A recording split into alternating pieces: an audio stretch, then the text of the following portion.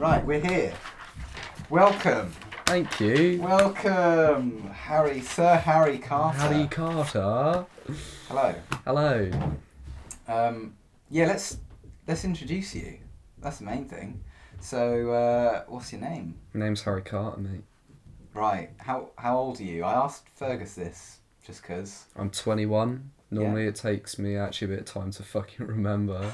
But I'm definitely 21, I know that. Okay.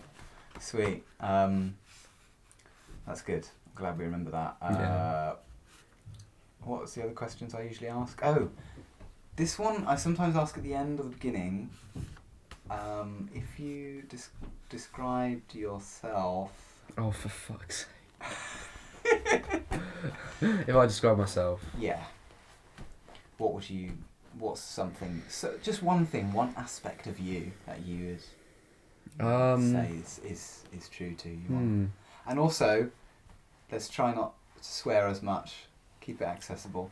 Okay.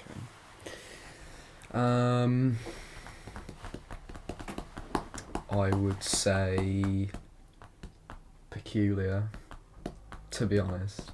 I like that. Yeah. You seem to fit in. You seem to navigate social situations and circles. Like, you know, you're going in there. You're like You reckon? ever present. I get that feeling. Is that true? I feel like you could if you wanted to. I get told this a lot, but what's so brilliant about this to me is I think I'm just one of the best actors ever. I think I wouldn't say I'm socially gifted or anything. Okay. I was a deeply anxious child, and I sometimes still am. Oh. But I think... It's locked away. Yeah. Yeah. Oh, God. And I think... But you know... That's fine. Not necessarily locked away. I do think I've actually developed a lot. But I think it's funny how well I seem to gel with people, given how weird I actually am. I genuinely find it quite funny. Mm. And I think just like it's amazing how just, you know, being nice to people or just like making the time or the effort to just be confident and speak to people, like what that actually does for you. Like I do, yeah, it's cool. You've got a curiosity then. Yeah, I'd say so. I'm curious about people. I want to know what drives people and what motivates people, especially to do what we do and like why they're here. That's interesting to me. Mm. I was going to do psychology before I did this. Oh yes, that is something I meant to ask. Is what are you doing? Yeah. So yeah. Provides context. Yeah. So what are you doing? Well, it was going to be that. Okay. But obviously, I'm on BA photography with yourself. Mm-hmm. Still working things out, but getting there. Don't feel as lost, which is good. But yeah, yes, maybe an artist one day. I think definitely a writer, but we'll see. Okay. You've already answered the question of where do you see yourself and what are you doing next without even asking, which is great. I feel like not a lot of people want to address that elephant in the room. So let's get mundane though. Let's do it. We're looking at the bumps and dents. We haven't stopped looking at this wall, bro. It's great. This is my bedroom wall, and I didn't make it the way it is. I just got here. The wall was painted a kind of, what would you call this colour? I'm thinking between I was gonna say turquoise, but I'm actually feeling cyan maybe. Really? Or just like what, light blue, but yeah, I don't know. I'm feeling cyan. I feel like turquoise has more green in it. Okay. So we got a turquoisey wall. Yeah, I got here. This was here, and it's got marks all over it. It's marked up. Mhm. Yeah. Damn, look at these little dents where someone's poorly scraped over some kind of filler or something. Yeah, my instinct, funnily enough, is to grasp it and like feel for ridges because of the rock climber instinct. Yes. To look for little crimps that I can hold my weight on. Those are some insane crimps. Like, bro, look at that. That's a lovely edge. I mean, just for context, that is literally what, a millimetre or less? Yeah, probably less, isn't it? And it's not. There's just nothing there really. But Essentially, that's a line. that's just Harry's brain just being weird. Like I just see like this sort of texture, and my mind's just like hand movements. You know, just start feeling. I think rock climbing's made me kind of like a physical person. Yeah. When I'm like discovering something, almost childlike in a sense. Like, you know, when like you're like just like, you know, just feeling textures and shit. I'm much more like inclined to just like investigate my fingers. Is that quite an important part of your identity, would you say, rock climbing? I would like to think that it's kind of just helped build like my identity. Like it's helped me build, not necessarily it's me, if that makes sense. But I do think it like it takes up a lot of my time, and I love it, and it's one of my favourite things. I've really narrowed down what I put my time and energy into, and that's one of the things. That's fantastic, yeah. I feel like that's really important. Yeah, as do I. Yeah. I think it's essential. Yeah, because you can't do loads of things. I'm still figuring this out. Mhm. You know, but yeah, okay. So it is in that choice, in that selection of things. Yeah. Yeah. I think, well, I always struggled with that. So in school, I could never decide what I wanted to do. I was like, there's all these a million things that seem so cool to master. It's like, well, what do I do? But if you don't put your energy into something, you don't do anything, really. Like, there's no point just like doing something like a tiny bit, but doing everything, because that's nothing, really. You're not really achieving anything, I don't think. I think you need to give something time. And when you go into lots of different disciplines or lots of different hobbies, you meet lots of people also, and that can be I find sometimes I've got so many people on my mind at one time. It's actually it's difficult. It feels like you can't engage. Yeah. You can't engage with the person maybe as much as you'd want to. Well, as in like you're in a social situation like this, and you're thinking about other people. What do you mean? I mean, you've only got so much time and space for a person in your life, as you're saying. Oh, yeah. Yeah. Oh, I feel that. So where you could be quite close with someone, actually, maybe you can't always include them because you're already thinking about so-and-so and so-and-so. Yeah, So, I think that's true. Yeah. Same way you do climbing, same way you have to cut it down. I think it exists for everything. So in first year, at the start, I was in all these friendship groups, but so now I kind of consider myself like a social floater. I'm very much my own person, and I'm quite independent. But I'll float. I've just heard someone describe themselves as a floater. That sums me up. I'm just a floaty guy, just not really doing anything, just chilling. Okay. Yeah. Yeah, no. yeah. But yeah, I guess kind of what I do, I think, is I like to experience with different people. But it was to the point in like first year after freshers, after you meet all these people, that it's like there's just not enough time, you know. I feel like you do also have to hone with people and like choose your not circle, because I don't really believe in groups, but like to choose who you give your attention to. Sure. Because like we were saying earlier, like these people kind of make who you're going to be in a sense. Yeah. It's kind of sad that you can't have everyone and be with everyone and give to everyone, but then like you're saying about when you're trying to do so many different things, then you end up not really engaging as far. So you have to cut it down sometimes. Yeah. You strike me as a social guy. I would describe myself as a social guy. Yeah. I think so. There are moments where I'm like, I don't want to talk. Yeah, same.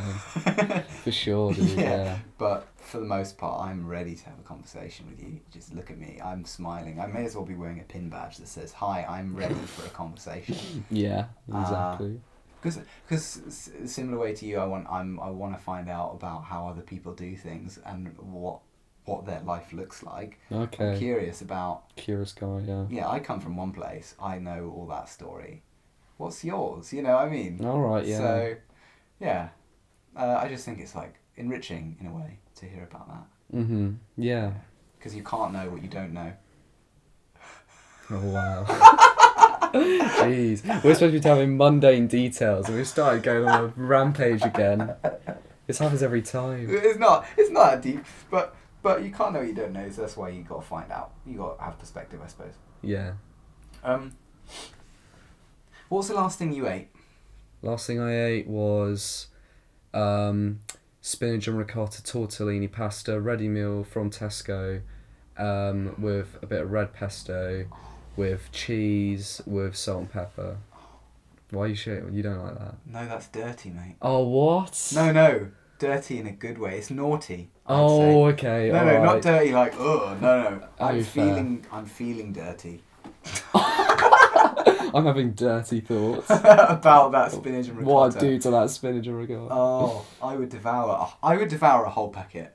Bro, I do. You do. I feel like I can see that you do. I'm a very ready meal guy, so Right. I can cook, but Yeah. and I feel like it's very cool to be able to cook well. Sure. And this is why I was like quite interested in the dal, because I think it's a very cool thing to be able to do that. Yeah, we had a little cook up a little while ago. Yeah, very good. Great chats, great food. But I'm very much a ready meal guy. Very much eat the food because it's a survival necessity. Go and do something. I see. Get it done with. Yeah. Get on. You know, you've not got time for this. As long as it tastes nice and it gives me the sustenance I need, I'm good. And this takes 5 minutes, and I've had it. This is no lie. I've had it. I think every day for about 15 days. Really? Yeah, genuinely. Wow. Okay. Yeah, so I have that it is every really day. cutting it down then to like just basic. Yeah, that's that. Get Yeah, it in, boiling, mix it with a pesto, chomp it down, get on to the next thing. Yeah, for dinner or lunch, at some point every day for about 2 weeks. I've had it every day. Before I ask whether you actually change those meals around, what do you do about breakfast and lunch? Breakfast, it depends what's going on in the day, but breakfast a lot of time I will skip, but recently I've been better. So I used to have very unhealthy breakfast. It would be like a really fatty, buttery omelette, or it'd just be like a load of bacon with like basically a fry up, essentially. Okay. But now Sounds delicious. it was, and I miss it. But I now just have porridge essentially, because it's good for you. This is a revolution, sir. Yeah. I have talked to a few people recently who are just like, yeah, porridge. Oh really? Yeah. Oh wow. Who And else I've been eats advocating porridge? it, and Talia's taught me how to make porridge. Oh yeah. I mean, it's not major. Wait, when you say make porridge, Just like how to put make yourself porridge. I guess it's not like Oh, so a you. major thing. I thought you but meant like you're like making your own oats or something. I'm going out there. I'm sowing those seeds. Yeah, I'm, man, I'm growing the oats. Because so when you say make Nah, your nah, own nah. porridge, you Just don't just like- mean making porridge. Here you go, Seb. Put the oats in there. Pour some milk in it, mate, and heat it up. It's Yeah. not hard. And I'm like, oh, okay. Yeah. Sometimes I feel like I need those baby steps to get me to where I need to go. Anyway, what do you have in Yeah. your porridge? Because I'm a very sweet porridge guy. I'll I get also. fruit in there. I'll get chocolate spread in there. I'll Oh, get dude. a big scoop of peanut butter. I'm not that adventurous. I'll have a bit of maple syrup and that's about it. Sometimes put like protein powder in there. Mm-hmm. But that's not a lot. It's kind of just a microwave job, bit of syrup, scoop powder, done. Just eat. Yeah, I don't really go fancy on the breakfast. Just scran. Just a scran. Yeah. Okay, so when do you rotate these spinach and ricotta tortellinis? When's the next one coming? Oh well, when's a new meal coming? Where's a new meal drop? Fuck. I want to know that. Oh yeah, bleep. We'll bleep that out. I didn't finish the word. Yeah, I didn't it's finish fine. the word. That's another thing as well. Is I'm a very sweary person. I Okay. swear a lot and very unnecessarily. I'm a very vulgar guy, I think. But that's me. Hey ho. But anyway, your question. Oh yeah. To be honest, I don't know because it just suits me so well. So I'm like, I don't know why I would. And it's so nice and it's so easy and it's also so cheap. So I just don't know if I actually would or would feel the need to. So Damn. So for the next however long, we're just spinach and ricotta tortellini with red pesto. unless someone like your lovely self comes over and like we actually make an effort and I'm cooking, or like for example tonight when we're having a house meal, which I still haven't been messaged about, so let's just carry on. Yeah. Then I'll actually like we'll go out and get stuff, and I'll join in. You know what I mean? You know, I'll play the let's cook game. But yeah, I don't know. Normally it's just pretty easy, and if I do cook, which I haven't been, but if I do, it's very easy stuff like stir fry. Right. What about you? I mean, I feel like you're a good cook, so I mean, thank you. I don't really understand much about how to cook food to best get the nutrients out of it, okay. but I understand that you put stuff in a pan and you flavour it, but I don't understand that much about spices. I feel like maybe people think I'm a good cook. Anyway, I can make some rice now. I've learned how to do that. Yeah, so like you showed me how to make rice, which is cool, which is Yeah. also insane because I'm 21 and I couldn't make rice, but that's cool. It's weird, but we live in that. I don't know. We live in a generation where that's. I feel like it's a generational thing. I mean, also it's individual basis. Like, my mum, it's like always cooking meals, and they're always so tasty. And I feel like I get some of my knowledge from that. But I feel like maybe I didn't absorb that in the best way I could. I probably would know a lot more if I tried a lot sooner. I've only really learned this much in the past 2 years. I've been living away from home, really. So I've had to cook. So that's Right. Yeah. Very much did not have to fend for myself. Very much had it handed to me as a kid, so never had to learn to cook. Right. Also, my brother decided he likes cooking, and as weird as it sounds, like if my brother like got into something, I would kind of just not. I'd like choose not That to. doesn't sound weird. Really? Yeah. You had that? Okay, Yeah, my cool. brother. Yeah. Safe. Steve, my brother. Are you the younger brother? Yeah. Are you? No. Do I seem like the younger brother? Not to say. You don't know? I couldn't tell. Is it just two of you? That's a mad thing. Yeah. What about So you? you're the older brother. I'm younger. I'm younger by nearly 3 years. Okay. Was there two of you? Yeah. Yeah. Yeah, it's two of us. Wow. And how old are you compared to? So yeah, 21. Toby's 19. So 2 years. Yeah. But yeah, we get on pretty well, to be fair, and we do have actually have a lot of shared interests. But I feel like if yeah, we do actually have a lot of shared interests. So I don't know, it kind of isn't true, but a lot of the times, if like Toby was doing something, I'd want to do my own thing. I want to get like my equivalent thing, but a different thing. Sure, I get you. Yeah. That's quite sweet. It's such a weird relationship. Getting slightly less, more deep for a second. It's like a weird. I feel like it's very special, the sibling relationship, especially when it's two, right? Because it's just that other one. Like, my brother feels very precious to me because Same. it's just him in the whole world. The only person that's related to me. The only person I'm connected to like that is him, and then that extends to like cousins and aunts and uncles and stuff. Yeah. But Yeah, I feel like you need each other in a sense, or maybe you make yourself think that because you grow up with each other around.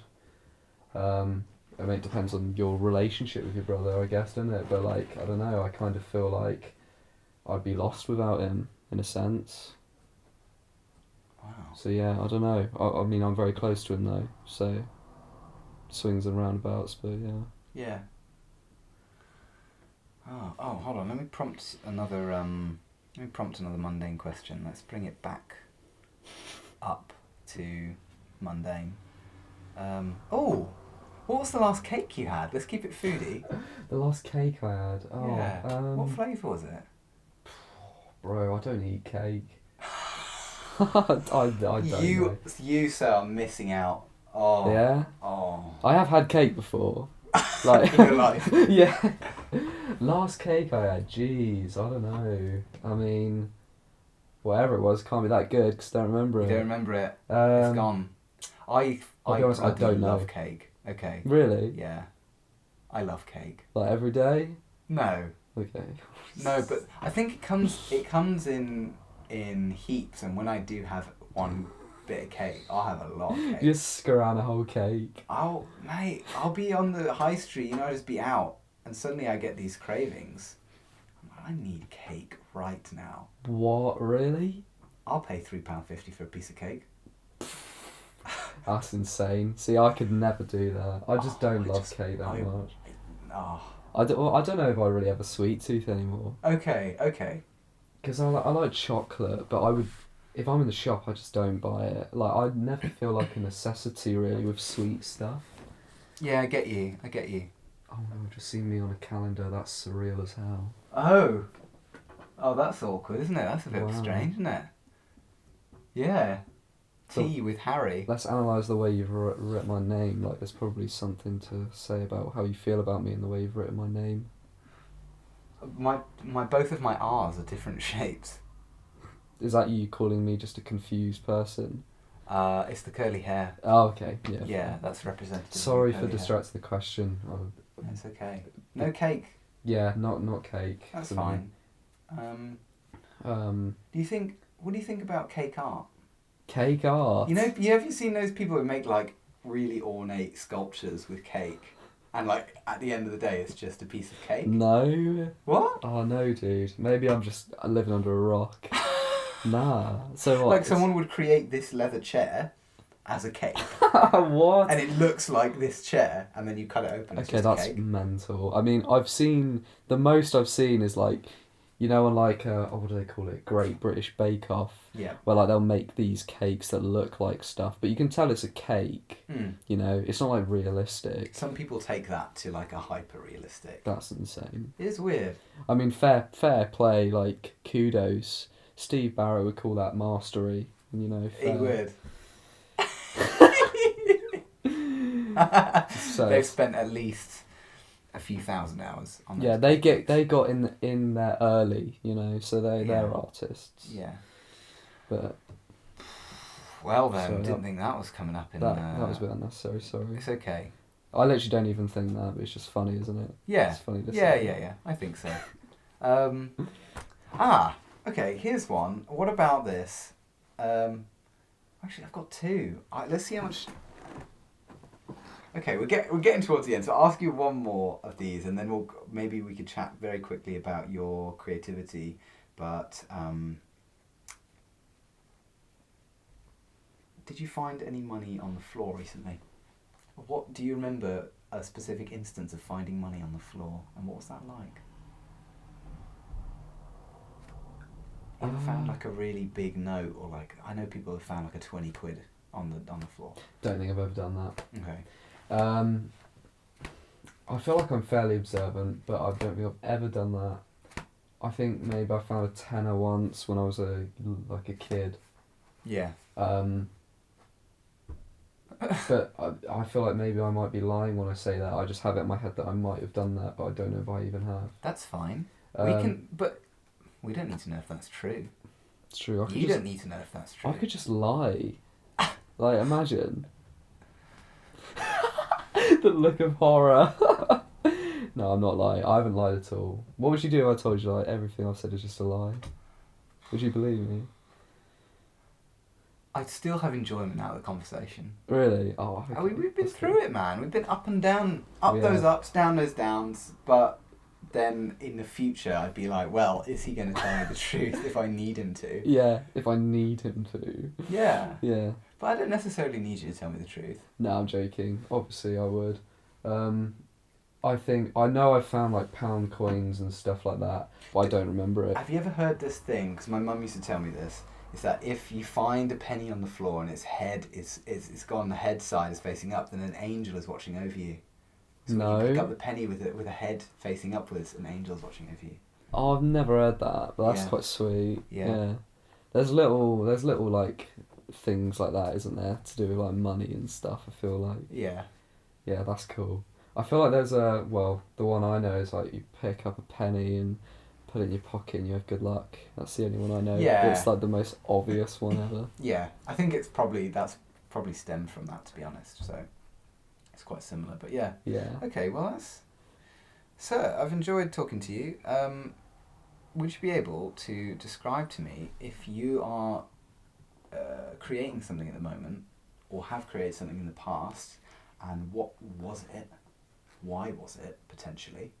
If you know that answer. Okay. And maybe let's talk a bit about that process. Alright. Definitely not creating something now, really.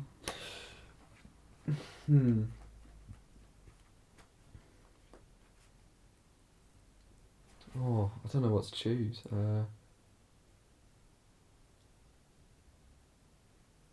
Okay, well, so the book I'm writing at the moment, which is going very slowly, Okay.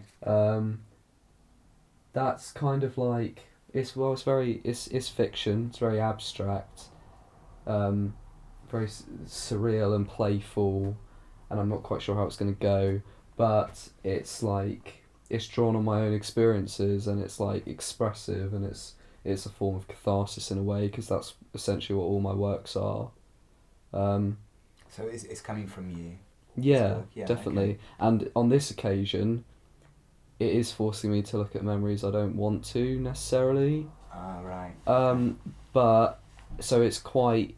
The reason why I don't do it a lot is because sometimes it's like quite heavy getting in that headspace for me. But I'm very excited about it. I think it's cool. But yeah, creativity wise, that I kind of always draw from that sort of thing. And for me, I think this will like help me move past something that's happened. Okay. You know. Yeah. And like maybe conclusively, just like, you know, purging something. You know, and like there's a. So this is coming from you because you want to express it in a way. Yeah. Like we were talking about actually earlier about what Yeah. I was making, but yeah. Yeah. So the fact that you're bringing it to life is actually helping you bring it out of yourself in a way. Yeah, it's deeply self-confessional. Would you be able to describe maybe what this looks like, or sounds like at least? What's the story maybe about? Okay, yeah. So the story's essentially what happens. The story is two brothers who go on a road trip. Okay. To the jungle. Oh. To rescue their mum from a tyrannical brother who is putting her in danger. So their brother. Yeah, a third brother. Yeah. Wow. Now that won't really make sense like that, but basically as they go along this road trip, pieces are revealed as to like why these relationships are the way they are. And basically it's uncovering like some trauma that's happened to this guy, and he is in a sense revisiting something. There is a revisiting going on, and there is this confrontation with a brother that comes to like the climax. But this brother essentially decides that he's going to murder his brother and to save his mum. Right. Like that's what he believes will happen. So he goes to the jungle to kill his brother, essentially. Yeah. That's the bare bones of it. Right. So there's two brothers travelling to save their mum. Yeah. Mother, and yeah. one of them wants to kill the. One of them is going because rather reluctantly, but he loves his brother and believes he should go. Yeah. And he also feels like that his brother is chaotic, irrational, and doesn't think that he's in his right mind, so he goes with him. But he doesn't know the extent of that his brother is actually like contemplating killing his other brother. Blimey, yeah, okay. Have you ever written anything before? Not a novel, but I've written like short pieces of writing. I've written a lot of poetry. But I want to start short stories as well. Sure. How do you even come to structuring something like this? In terms of like how it unfolds. How well, not just this. So you have an idea for part of the story. Do you write in a linear way, or do you write as a big ball of bits that happen and you think, okay, that fits there, that fits there, that fits there? Okay, yeah. 'Cause maybe you have a very bare bones of what the story is. Yeah. But then when it comes to getting those finer details in. Yeah, I mean, what tends to happen is I like outline write it. So, for example, the first thing I knew about this story was the ending, really. Well, not the ending, but like the climax of the story. Like that came to me, and then I kind of created the story from that. But I had 3 story ideas which were all growing to some extent, but then there was just a link. They were all parts of me. These stories were all like, they weren't quite there. They were like fragments of something. Mm-hmm. They just weren't quite full.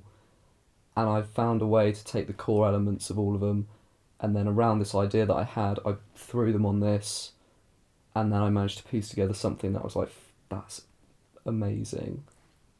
You stifled your swear there. Oh, yeah, I did, yeah. Nice. Yeah. But yeah, I was like, yeah, that's it. Right. That's what I've been trying to piece together for so long, and that's going to be my first story. I just knew, and that was it. And then from there, you just write it, and the details come, I think. Okay. That was about it. So I knew the story. I knew like essentially what I'm trying to illustrate and orchestrate, and then from there, the details come, because I know the world of which these characters are situated. So then you're writing around that, I think, to some extent.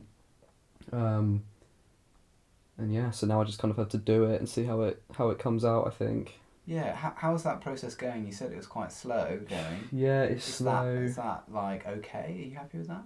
No, not really. So before I came here, I was actually trying to crack on, but then like someone came into my room, and then they were there for a little while, and then eventually I told them, would you mind going? I need some alone time. They were like, yeah. And then I got distracted, essentially, and time got away from me. Sure. It tends to go like that though. It's very like, okay, I'll try and do it there, and then for whatever reason, so I find a reason as to why it can't happen.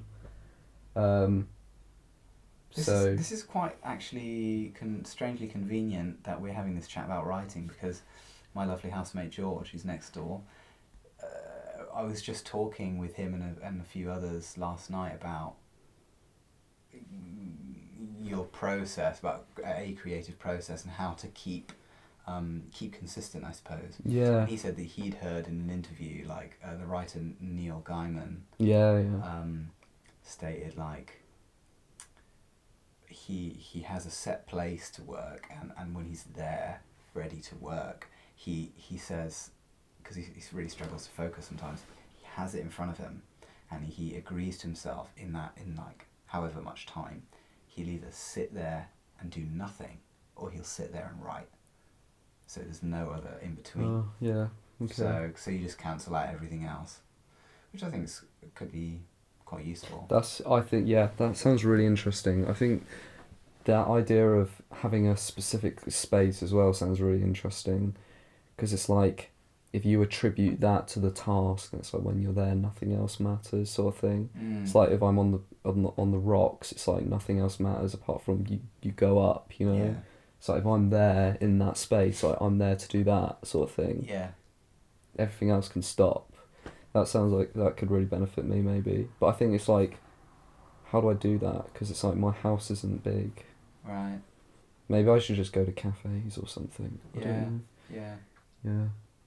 Well, thanks for sharing with me some of that insight into what you're doing. I didn't know you were getting up to that. So no worries. It's hard for me to talk about that book. Yeah. Kind of. I don't know why. I just struggle, like, kind of, because I feel like there's so much involved with it, and it's also just, you know, hard to talk about kind of anyway. So it doesn't sound like much, and it might not be much, but you know, I'm giving it a go really because writing's important to me. So that's kind of it. Yeah, that's what you got to do. Yeah. Yeah, I think we've been going for quite a while, so I think we'll round it up. But thanks Cool. very much for sharing some time about mundane conversations. Indeed. It went to a lot of other places, to be honest. So Yeah. that was great. No worries, my man. Thanks for that. Cool. I guess we say goodbye now. Okay. Goodbye. Goodbye.